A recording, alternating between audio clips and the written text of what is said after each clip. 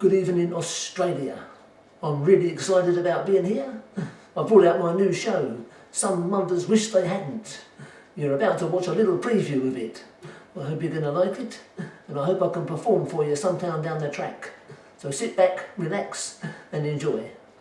Thank you very much. Because I'm surprised to be in Australia. Because I got a phone call from my agent in London, and he says, Frank, I said, yes, Paul. He says, I've had a phone call from Australia. I said, I didn't break the law, did I?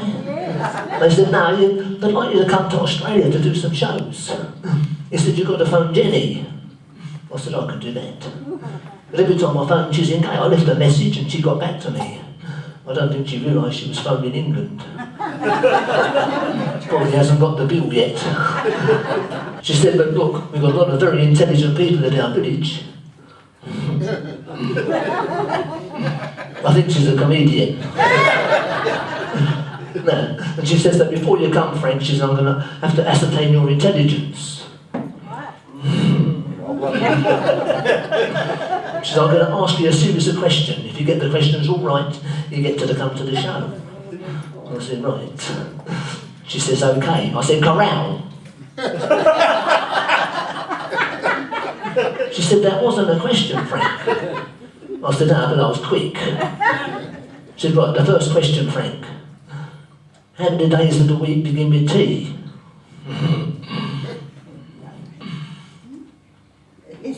Four.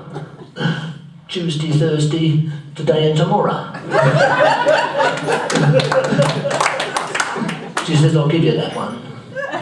She said, they're going to get harder as they go along, Frank. I said, right. She said, how many seconds in a year? That's what I thought. I said, 12. The 2nd of January, the 2nd of February.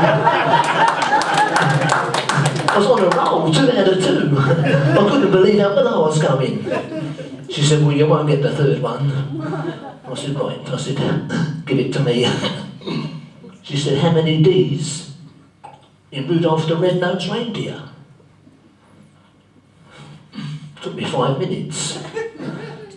I said, well, I got 2 answers. The first time I counted 311.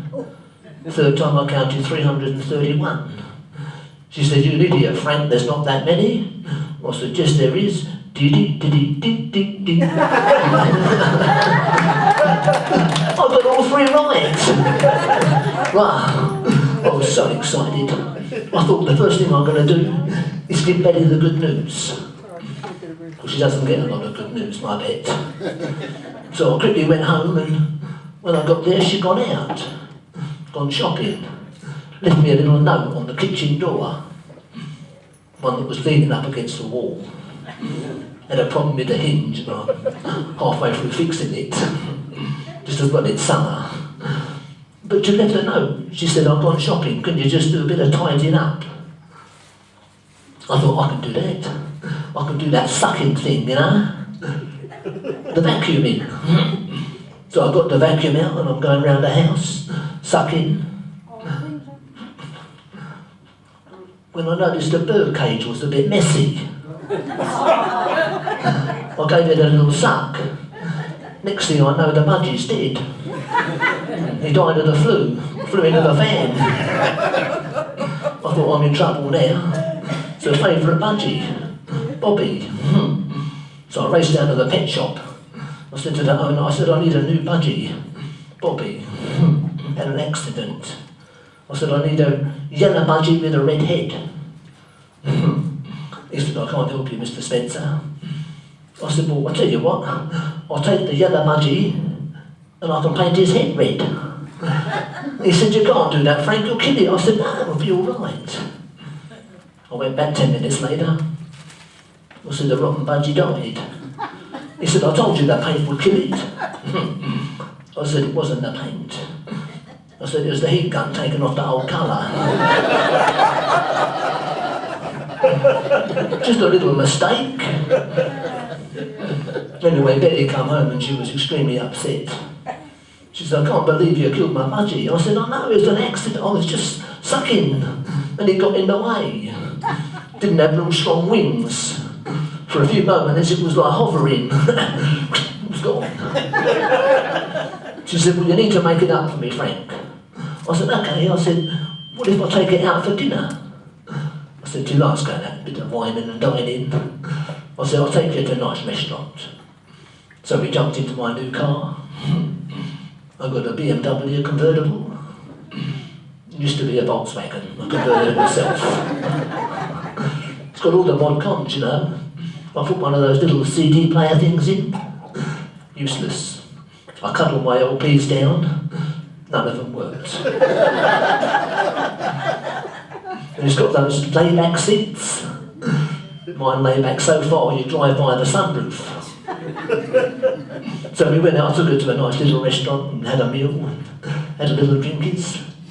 And we're just about to leave, and Betty says, I'm just going to go powder my nose, Frank. I said, okay, I'll meet you in the car park. Well, I walked out of the restaurant, and I slipped on something. Some rotten dog. Left a little parcel on the footpath. All on my new shoes. I looked around for a stick. I gave the shoe a bit of a clean. I'm just about to walk away and this huge chap, he came out after me. And he done the same thing. Straight in it. I said, oi, I just done that, so he hit me.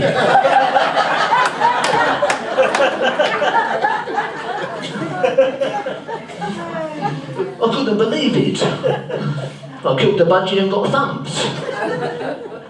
I said, but Betty, I haven't given you the good news. I said, we're going to Australia to do some shows. She says, I can't go, Frank. I said, why not? It's a trip of a lifetime. She said, I never travel on the same plane as you, Frank. You should know better.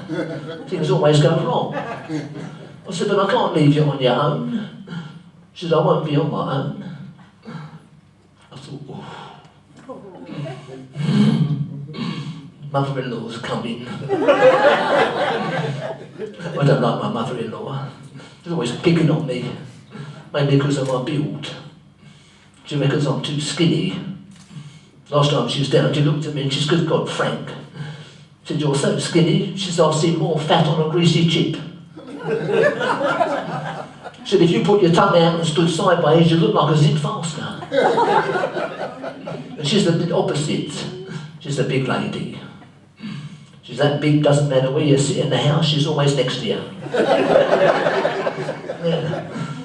When she sits round the room, she sits round the room. I took her to the beach last year. She laid on the sand. She was only there 3 minutes and 30 people tried to drag her back out to sea. It's a love-hate relationship. Like she comes down at Christmas. I remember last time, it was awful. I was putting up the decorations, and I got to the mistletoe, and I'm up the top of the ladder, putting up the mistletoe, and all of a sudden I looked down. There's my mother-in-law looking up, with her one good eye. She's holding the ladder. I wouldn't have minded, but she's got Parkinson's.